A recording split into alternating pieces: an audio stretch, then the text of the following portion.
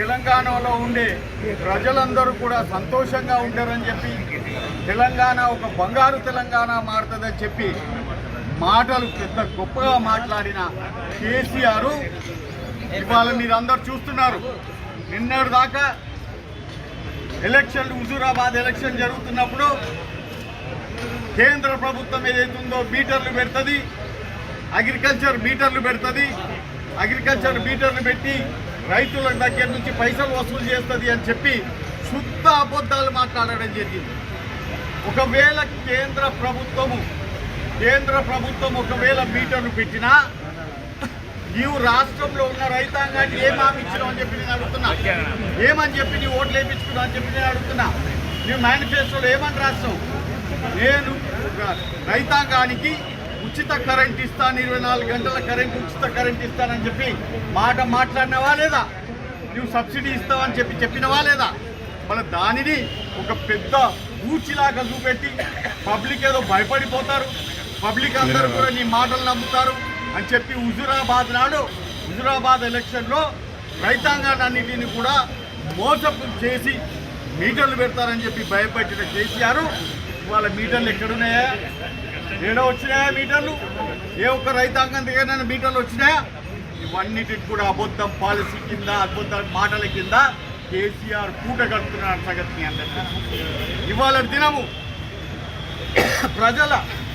తెలంగాణ ప్రజలు నమ్మి ఆయనతో పాటు నడిచి ఆనాడు కుల మత భేదాలు కూడా లేకుండా అందరూ కూడా ఉద్యమాలు చేసి పస్తులు ఉండి ఇళ్ళల్లో పండుగలు చేసుకోకుండా, పిల్లలకు పటాకులు ఇవ్వకుండా, కొత్త బట్టలు ఇవ్వకుండా అందరూ కూడా కష్టపడి తెలంగాణ తెచ్చుకుంటే ఒక మంచి తెలంగాణ, ఒక స్వర్గం లాంటి ఉండే తెలంగాణ సాధించుకుంటామని చెప్పి ఆనాడు గొప్ప మాటలు చెప్పిన కేసీఆర్ ఇవాళ ప్రజల నడ్డి విడ్చడానికి తయారైన సంగతి మీరు అందరూ కూడా అవసరం. ఇవాళ కేసీఆర్ గారు ఏమంటున్నారు? వాళ్ళ రైతాంగానికి కాదు, మామూలు వాళ్ళకు కూడా, మామూలు ప్రజలకు కూడా ఏదైతున్నదో ఇవాళ కరెంటు ఛార్జీలు అన్నిటిని కూడా పెంచడం జరుగుతున్నది. అయ్యా నీవెన్నడూ ఆనాడు ఏమన్నావు? ఏది ఏదైనా కానీ నేను ఆర్టీసీ బస్ ఛార్జీలు పెంచను, నేను కరెంటు ఛార్జీలు పెంచను, నేను ప్రజలకు ఎప్పుడు మేలు చేస్తానని చెప్పినావు. మళ్ళీ ఇవాళ నీ పరిస్థితి ఏంది? ఇవాళ 87 రూపాయలు, 50 యూనిట్లు 87 రూపాయలు ఉండే వాళ్లకు పెంచిన ధర ఇవాళ 132 రూపాయల 41 పైసా. అదేవిధంగా 87 రూపాయలు, 50 యూనిట్లు 87 రూపాయలు ఉండే వాళ్లకు పెంచిన ధర ఇవాళ 132 రూపాయల 41 పైసా. అదేవిధంగా 100 యూనిట్ లోపల ఉన్న వాళ్ళ బిల్లు ఇంతకుముందు 286 రూపాయల 46 పైసలు వచ్చేది. దాన్ని నీవు ఇప్పుడు 361 రూపాయల 46 పైసలు చేయడం జరిగింది.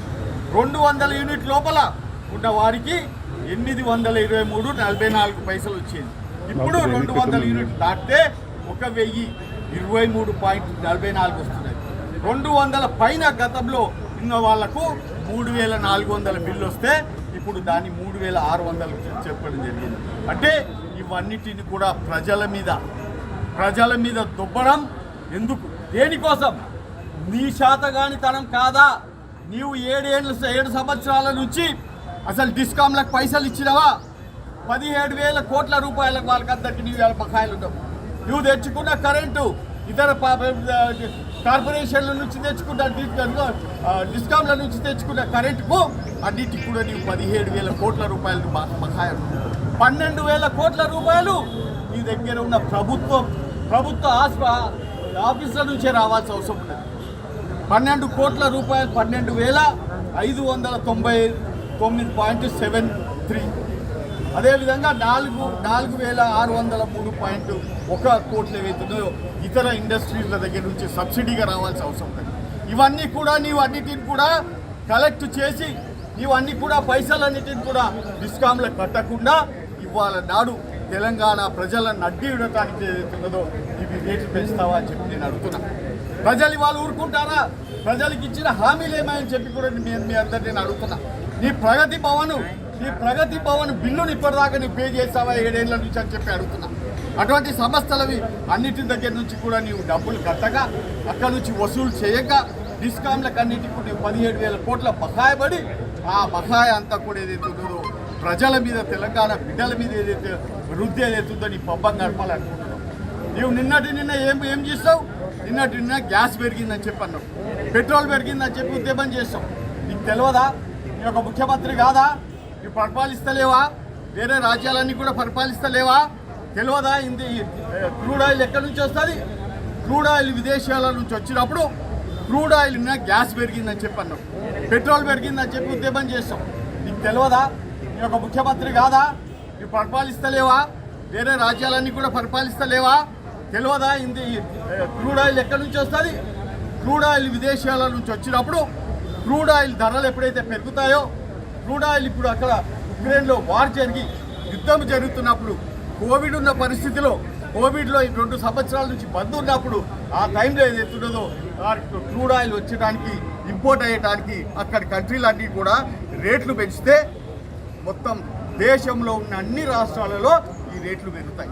ఖాళీ నీ తెలంగాణలో పెరుగుడే కాదు, మళ్ళీ నీకు డబ్బుంటే ఇవి తీసుకునే సర్ఛార్జ్ మీద తక్కువ చేయి, ఇవి తీసుకునే జిఎస్టీ ఇస్తా ఏదైతే దాని మీద తక్కువ చేయి. అది చేయవు. కానీ ప్రజలు ఏదైతే పెంచిండు అని చెప్పి మాట్లాడుకుంటూ కేంద్రం ఇచ్చిన పైసలకి వెళ్ళి నీ రాష్ట్రానికి వచ్చిన వాటను మాత్రం నువ్వు ఎంజాయ్ చేస్తావని చెప్పి తెలియజేస్తున్నావు. నిన్న నీ రైతాంగం అంతా పోయి, నీ మంత్రులందరూ కూడా పోయి, నీ ఎంపీలందరూ కూడా ఢిల్లీకి పోయి ఏమంటున్నారు? మేము ఒడ్లు కొనమంటున్నారు. నిన్న అసలు కొనమని ఎవరన్నారా? నీవంతకు నీవు 2012లో రాష్ట్ర ప్రభుత్వం, ఆనాడు కాంగ్రెస్ ప్రభుత్వం ఉన్నా కానీ వాళ్ళందరూ కూడా పోయి మేము కొంటాం, రాష్ట్రంకి వెళ్ళి మేము కొంటాము, మేము ఏదైతున్నదో ఒడ్లు కొని బియ్యం సప్లై చేస్తామని చెప్పి దేశంలో ఉన్న 29 రాష్ట్రాలకు వెళ్ళి 23 రాష్ట్రాలు రాసిచ్చినవా లేదా అని చెప్పి నేను అడుగుతున్నాను. 23 రాష్ట్రాలు వాళ్ళు ఏమన్నారంటే అంతకుముందు 2012 కంటే మొదలు కేంద్ర ప్రభుత్వం కొంటుంది.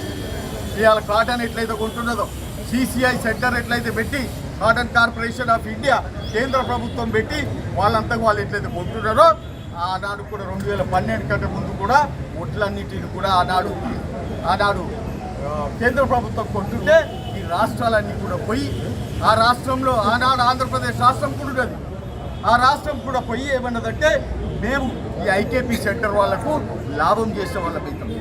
ఐకేపీ సెంటర్లో ఉన్న ఆడవాళ్ళు ఏదైతే ఉన్నారో వాళ్ళ ఏజెన్సీ ద్వారా వాళ్ళతో కొంటే వాళ్ళకు కొంత ఇన్కమ్ వస్తుంది అని చెప్పి మీరు అందరూ కూడా ఏదైతుందో ఆనాడు పోయి రాసి ఇచ్చి వచ్చిన సంగతి మర్చిపోతున్నాం. ఒకవేళ ఆంధ్రప్రదేశ్ గవర్నమెంట్ రాసుంటే 7 సంవత్సరాల నుంచి నీవేం చేస్తున్నావు అని చెప్పి అడుగుతున్నా. నిద్రపోతున్నావా? ఎందుకు ఇయ్యాలా లేస్తావు నువ్వు? ఆ పద్ధతులను మార్చాలని చెప్పి ఇయ్యాలేం మాట్లాడుతున్నావు నువ్వు? అలాంటివి ఏం చెప్పారు?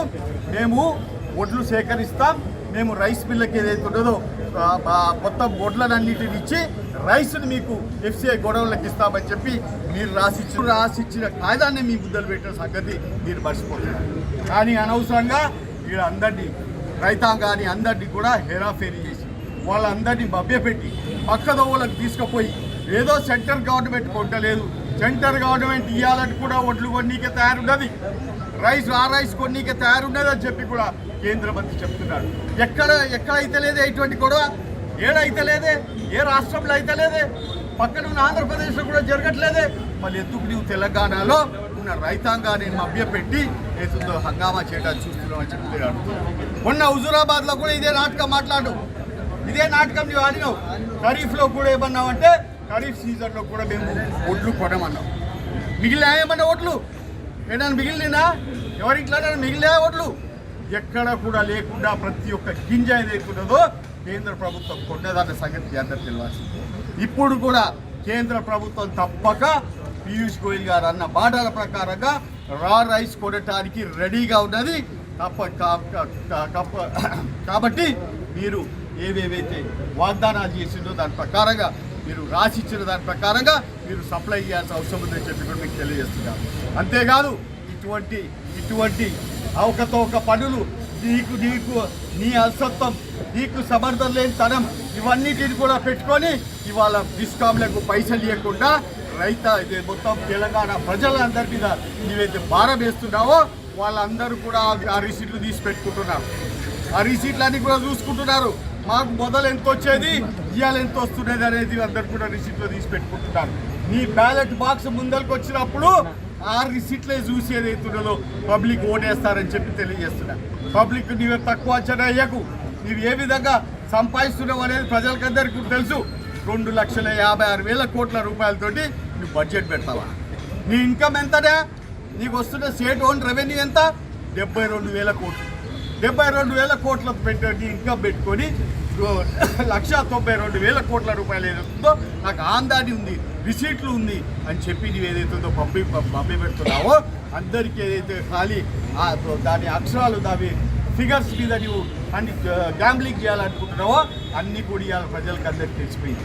పాత ప్రజలు కాదు, వాళ్ళందరూ కూడా తెలంగాణ ప్రజలు మేలుకున్నారు.